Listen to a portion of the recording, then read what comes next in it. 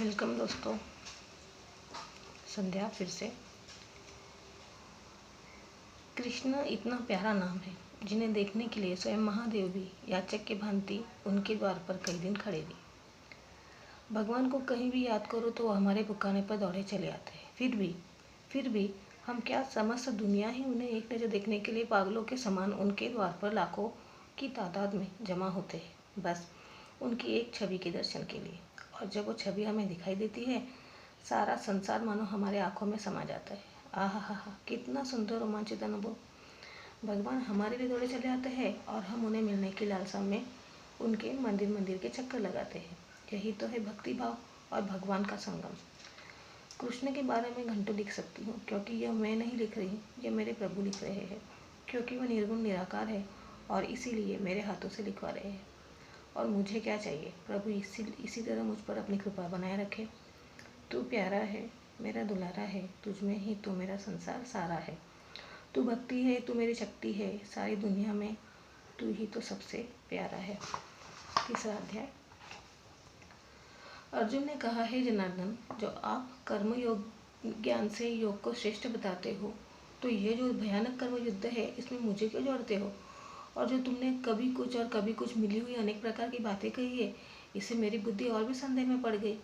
आपकी इन बातों से मेरी समझ में कुछ नहीं आता कि मैं क्या करूं। इससे अब एक बात निश्चय करके कहो कि जिससे मेरा कल्याण हो।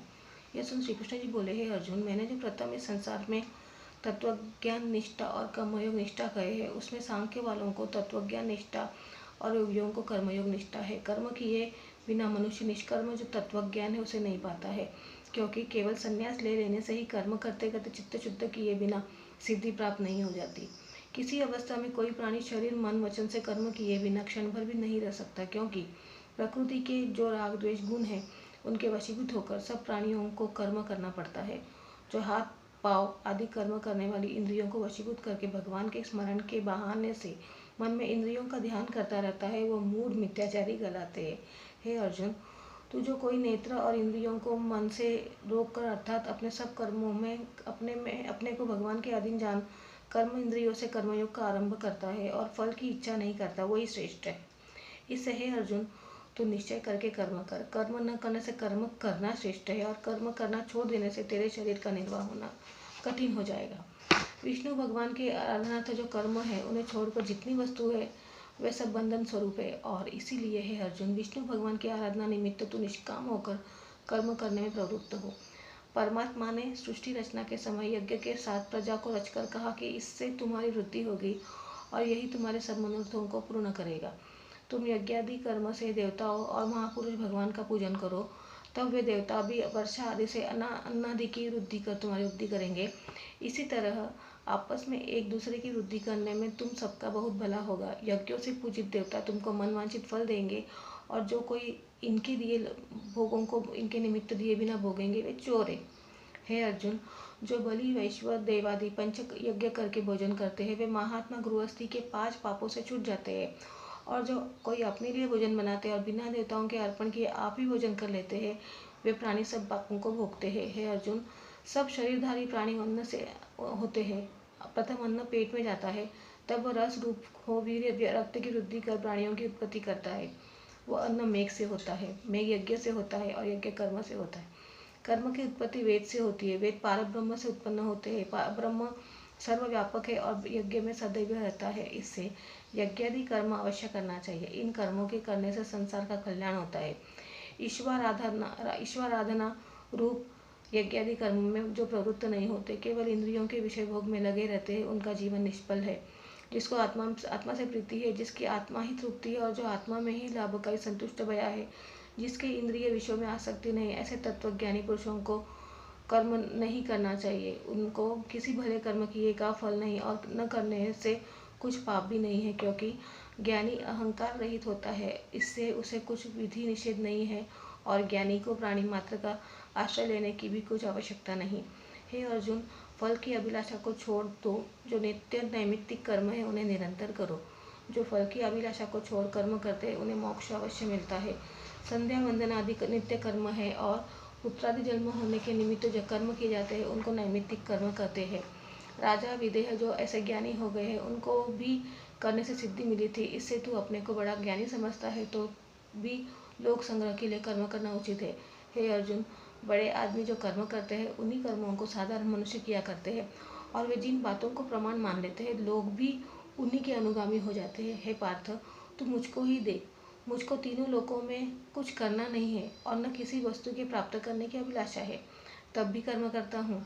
जो मैं ही आलस्य छोड़ सावधान हो किसी वस्तु के प्राप्त करने की कर्म करने प्रवृत्त न हो तो ये सब मनुष्य सत्कर्मों का त्याग कर बैठेंगे, अर्थात कर्म करना छोड़ देंगे। हे अर्जुन, जो कर्म करना छोड़ दो तो कर्म लोप हो जाने से धर्म नष्ट हो जाएगा, जिससे ये सब लोग नष्ट हो जाएंगे और सृष्टि वर्ण संकर होने लगेगी। तो संकर कारण मैं ही ठहरूंगा और इस प्रजा को नष्ट करने वाला भी मैं ही होऊंगा। हे पार्थ, जैसे अज्ञानी लोग कर्म करने में आसक्त होकर कर्म करते हैं, वैसे ही लोग संग्रह के निमित्त विद्वान लोग कर्म करने में आसक्त होकर कर्म करते हैं। जो अज्ञानी है और कर्म करने में आसक्त है, उनको कर्म न करने का उपदेश देकर उनकी बुद्धि में भेद उत्पन्न न करें। विद्वान लोगों को उचित है कि आप भी सावधान होकर उनसे कर्म करावें। हे अर्जुन, प्रकृति गुण से ये संपूर्ण कार्य हो रहे हैं, परंतु अहंकार से जो विमूढ़ है वे अपने को इन सब बातों का करने वाला मान लेते हैं। हे महाबाहो, जो गुण और कर्म के विभागों को तत्व को जानते हैं कि सत्वादि गुण अपने अपने कार्य में वर्तमान है, इससे उनमें आसक्त नहीं होते। माया के सत्व रज तम गुणों में जो मनुष्य अत्यंत मोहित हो रहे हैं, वही गुण उनके कर्म में आसक्त होते हैं। उन अल्पज्ञानी पुरुषों को ज्ञानी कर्म मार्ग से न हटावे।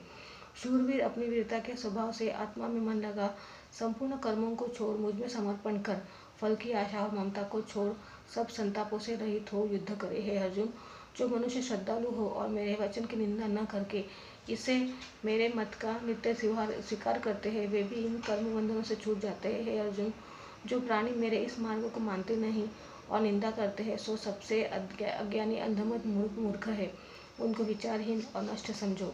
फिर जो अज्ञानी स्वभाव ही के अनुसार काम करे तो कहना ही क्या है। संपूर्ण प्राणी अपनी प्रकृति के अनुसार काम करते हैं, अतः प्रकृति बलवान है, इससे इंद्रियों का निग्रह कुछ नहीं कर सकता।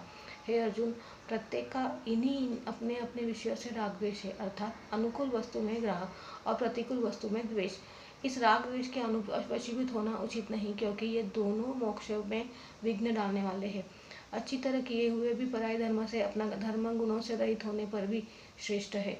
अपने धर्म पर मरना श्रेष्ठ और दूसरे का धर्म भयानक है, अर्थात तेरा जो युद्ध रूपी क्षत्रिय धर्म है, इसमें मरने पर भी स्वर्ग मिलेगा और इसको त्यागने में नरक होगा। है अर्जुन ने कहा, है कृष्णा, पाप करने की इच्छा किसकी नहीं होती है, फिर भी जैसे भी कोई बलपूर्वक करता है, ऐसे वो मनुष्य को पाप कर्म में प्रवृत्त कराने वाला कोई न कोई अवश्य है। सो हे कृष्ण, वो कौन है? श्री भगवान जी बोले, हे अर्जुन, यह काम अर्थात कामना ही है जो किसी प्रकार फलवती न होने पर क्रोध में परिणित हो जाती है। इस क्रोध की उत्पत्ति रजोगुण से है। यह काम बड़ा खाने वाला है, अर्थात अनेक प्रकार के भोगों को भोगता हुआ भी नहीं अघाता, और यह क्रोध बड़ा पापी है। इसे मनुष्य का परम शत्रु समझो। जैसे अग्नि धुआं करके छा जाती है, आरसी मैल से ढकी होती है और जरायु में गर्भ का बालक ढका रहता है, वैसे ही यह ज्ञान भी कामना ने ढक लिया है।